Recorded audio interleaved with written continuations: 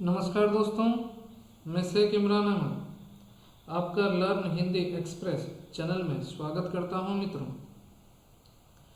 आज मैं अति महत्वपूर्ण विषय जो आपके एसएसबी टीजीटी हिंदी टीचर की वैकेंसी आने वाली है, उसमें हिंदी पाठ्यक्रम में हम संपूर्ण पाठ्यक्रम के हिसाब से एक एक चैप्टर समाप्त करते हुए जा रहे हैं। अभी जो चैप्टर से हम प्रश्नोत्तर अभ्यास करेंगे, ये हर प्रतियोगिता परीक्षा में पूछी जाती है।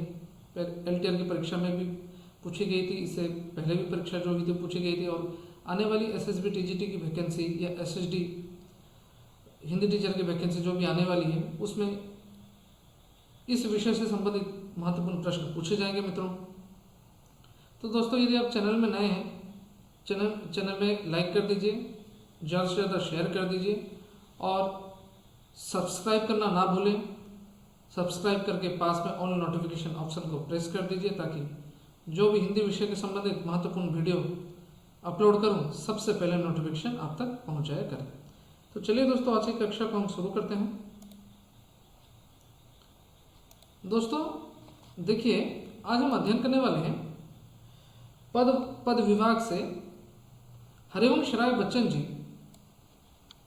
जिन्होंने पद की पहचान और जुगनू ये कविता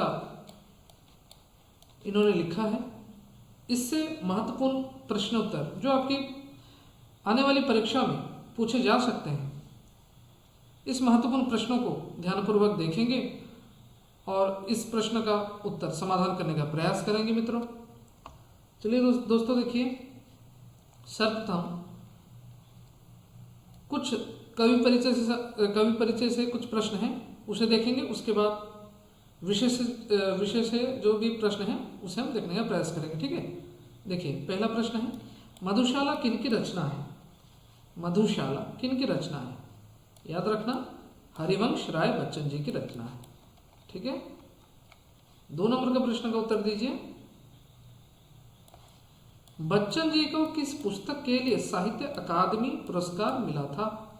बच्चन जी को किस पुस्तक के लिए साहित्य अकादमी पुरस्कार मिला था? बताइए उत्तर क्या होगा। जाल समेटा, सतरंगिणी, 2 चट्टाने, मधुशाला। 2 नंबर का उत्तर बताइए मित्रों, क्या होगा? उत्तर है 2 चट्टाने। ठीक है, आगे बढ़ते हैं। 3 नंबर का बताइएगा, चांद तारे ढक गए हैं किससे? चांद तारे ढक गए हैं किससे? उत्तर है बादल से। ठीक है, आगे, निराशा में क्या छिपी है? निराशा में क्या छिपी है? निराशा के दीप, आशा की कथा, आशा की लौ या निराशा की छाया? 4 नंबर का उत्तर क्या होगा? आशा की लौ। ठीक है, 4 नंबर का सी है, आशा की लौ। क्योंकि देखिए, इन्होंने हरिवंश राय बच्चन जी ने 2 कविता, अति महत्वपूर्ण कविता, जीवन में जैसे हम हर परिस्थिति में निरंतर आगे बढ़ने के दौरान जब हम हार जाते हैं, टूट जाते हैं, बिखर जाते हैं, हमें लगता है सब कुछ समाप्त हो गया है, तभी हरिवंश राय बच्चन जी ने ऐसे महत्वपूर्ण 2 कविता इन्होंने लिखा है, पद की पहचान और जुगनू। ये हमें प्रेरित करती है, हम जीवन में निरंतर आगे बढ़ते रहें, जितने भी बाधा विघ्न आए उस बाधा विघ्नों को पार करते हुए अपने लक्ष्य की प्राप्ति हम कर पाए। इस और हमें ये प्रेरित करती हैं 2 कविताएं। ठीक है, देखिए 5 नंबर का बताइए, अंधेरी रात में दीपक जलाए कौन बैठा है? इसका तात्पर्य क्या है? 5 नंबर का उत्तर बताइएगा। 5 नंबर का क्या है? 5 नंबर का उत्तर है विषाद में से अस्तित्व की आवाज उठाना। 5 नंबर का होगा, डी होगा इसका उत्तर, विषाद में से अस्तित्व की आवाज उठाना। क्योंकि जो जुगनू है, मतलब जो जुगनू है वह क्या करता है? वह मतलब देखिए, जितने भी घनघोर तूफान हो जाए, जितनी भी बड़ी संकट आ जाए, तो अंधेरे में क्या है, एक मतलब लौ जलाने वाला कार्य करता है, प्रकाश फैलाने वाला कार्य करता है। कौन? जुगनू। तो जुगनू से कहने का तात्पर्य है, हरिवंश राय बच्चन जी कहते हैं, तो जितने भी बाधा विघ्न आए, जितने भी घनघोर बाधा आए, भयंकर तूफान आए, अंधेरे में प्रकाश या उजाला फैलाने का कार्य कौन करता है? जुगनू। तो निरंतर एक मतलब निरंतर डटे हुए रहता है, वो अपने लक्ष्य की ओर निरंतर, मतलब उसे पता है मुझे क्या कार्य करना है, निरंतर अपने लक्ष्य की ओर अग्रसर होता है। जितनी भी बाधा विघ्न, जितने भी तूफान आए, वो टस से मस नहीं होता। इसी तरह हमें भी अपने जीवन में जितने भी बाधा विघ्न आए, हमें निरंतर आशा विश्वास बनाए रखना है, जो हम एक ना एक दिन जरूर कामयाब होंगे। इसके रास्ते में हमें निरंतर मेहनत, निरंतर परिश्रम करते ही रहना है, बाधा विघ्न को पार करते हुए निरंतर आगे बढ़ते ही रहना है। ठीक है, तो देखिए दोस्तों 9 नंबर का बताइएगा, मेमी कैसे बैठा है? 9 नंबर का उत्तर है मेमी कैसे बैठा है। माफ करना, यहाँ पे मेमी लिखा है, प्रेमी, प्रेमी होगा, प्रेमी। ठीक है, प्रेमी, प्रेमी है। प्रेमी कैसे बैठा है? प्रेमी कैसे बैठा है, उत्तर आपको बताना है। पलके बिछाकर, चादर बिछाकर, पेड़ पौधे तोड़कर, रास्ते पर सोकर। 9 नंबर का उत्तर बताइए। 9 नंबर का उत्तर है पलके बिछाकर। ठीक है, 9 नंबर का ए है उत्तर। आगे बढ़ते हैं, प्रश्नों को ध्यानपूर्वक पढ़ना है हमें। ठीक है, देखिए, जुगनू के गीतों से क्या फूटता है? साहस और भय, अधैर्य व असहाय, शपथ और अन्याय, या साहस व संकल्प। 10 नंबर का क्या होगा उत्तर? साहस व संकल्प। ठीक है, 10 का डी उत्तर है। 11 नंबर का है, पद की पहचान कविता के कवि हैं। बहुत आसान प्रश्न है ये। पद की पहचान कविता के कवि कौन है? हरिवंश राय बच्चन जी। 11 का सी है उत्तर। आगे बढ़ते हैं, 12 नंबर, सरित का अर्थ है। सरित का क्या अर्थ है? पेड़, पहाड़, द्वीप या नदी। सरित का अर्थ क्या होगा? नदी। सरित दे दिया है, सरिता होना चाहिए। ठीक है, सरिता। ठीक है, सरित दिया है।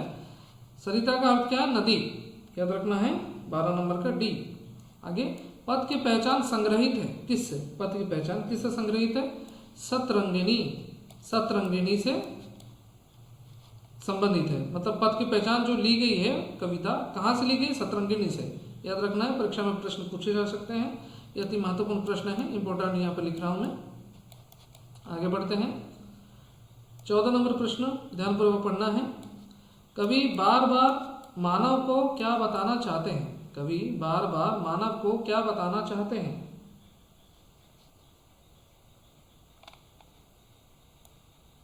14 नंबर का उत्तर हमें बताना है। 14 नंबर का क्या होगा? बी, जटिलताओं के प्रति सचेतन व आहमन। जटिलताओं के प्रति सचेतन व आहमन, 14 का बी होगा उत्तर। आगे, दृग कोरकों का तात्पर्य है। दृग कोरकों का तात्पर्य क्या है? ना आंखों के कोने, उत्तर होगा आंखों के कोने। ठीक है, आगे बढ़ते हैं, 16 नंबर का प्रश्न ध्यानपूर्वक पढ़िए।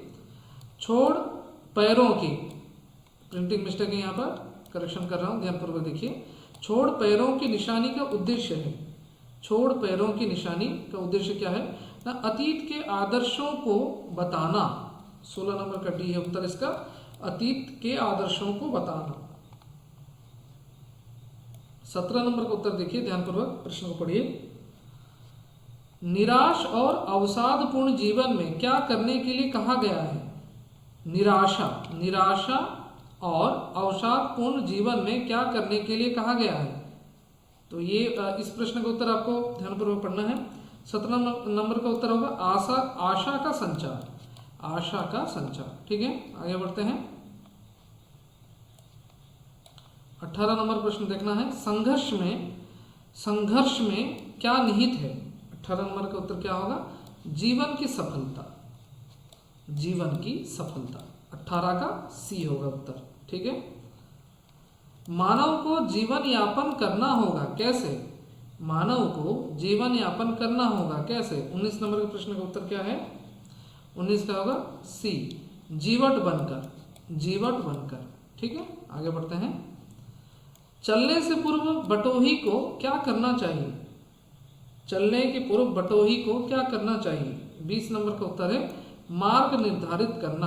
और ये प्रश्न पूछे जा सकते हैं, आने वाली जो भी वैकेंसी है टीजीटी, एसएसबी टीजी में पूछे जा सकते हैं। एसएसबी टीजीटी या SSD TGT में ये प्रश्न पूछे जा सकते हैं। अति महत्वपूर्ण प्रश्न है, ध्यान दीजिएगा, ठीक है। चलने से पूर्व बटोही को क्या करना चाहिए? मार्ग निर्धारित करना। आगे बढ़ते हैं, 21 नंबर बताइएगा। नदियां आगे चलकर किस रूप में परिवर्तित हो जाती है? नदियां आगे चलकर किस रूप में परिवर्तित हो जाती है? 21 नंबर का उत्तर होगा सागर। सागर में परिवर्तित हो जाती है। 21 का बी है, ठीक है। आगे, कवि ने रुकने को किसका प्रतीक माना है? कवि ने रुकने को किसका प्रतीक माना है? गति का, या ऋणावस्था का, या जीवन का, या मृत्यु का? 22 नंबर का उत्तर बताइए। 22 नंबर का उत्तर बताना है मृत्यु का। कवि ने रुकने को किसका प्रतीक माना है? मृत्यु का, ठीक है, याद रखना है। 22 का डी है उत्तर, ठीक है। आगे,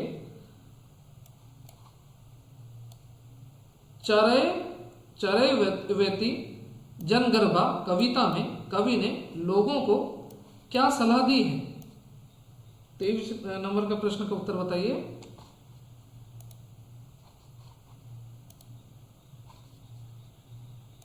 23 नंबर का उत्तर बताना है। 23 का क्या होगा? डी, उपयुक्त सभी। उपयुक्त सभी। चरैवेति जनगर्भा कविता में कवि ने लोगों को क्या क्या सलाह दी है? याद रखना है। सूरज के भांति प्रकाशित हो, ये भी होगा। नदी के प्रवाह के भांति सतत चलो, ये भी होगा। चंद्रमा व तारे की भांति गति को, ये भी होगा। उपयुक्त सभी। 23 नंबर का डी होगा आंसर, ठीक है। आगे बढ़ते हैं। पद की पहचान कविता के रचयिता, पद की पहचान कविता के रचयिता हरिवंश राय बच्चन जी। यहाँ से भी प्रश्न पूछे जा सकते हैं, अति महत्वपूर्ण प्रश्न है।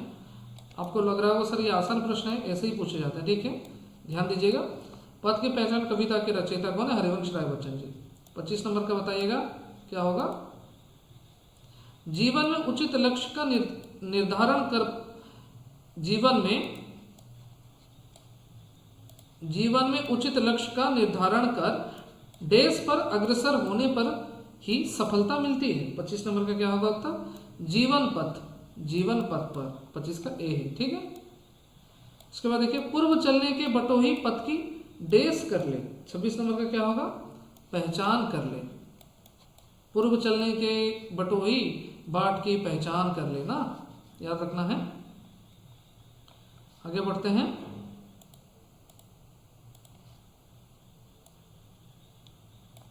सत्ताईस नंबर देखिए, रास्ते का एक कांटा पांव का डेस चीर देता है। रास्ते का एक कांटा पांव का डेस चीर देता है। हृदय, मन, दिल या तन?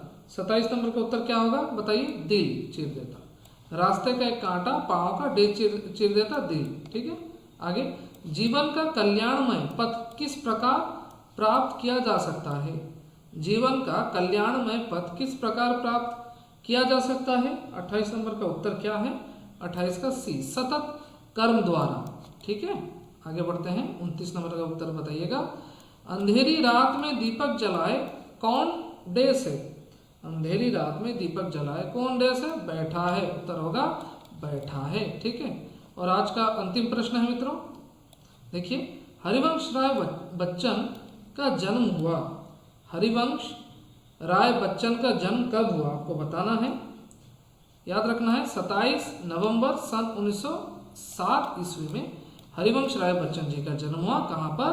प्रयागराज में। जो इलाहाबाद है ना, इलाहाबाद पहले था, वो प्रयागराज हो गया, प्रयागराज में, याद रखना है।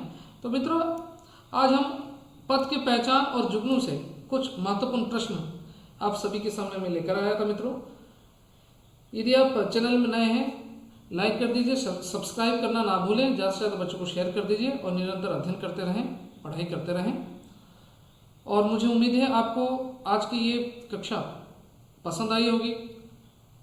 हमने पद की पहचान और जुगनू से महत्वपूर्ण प्रश्नों को हमने अभ्यास किया है।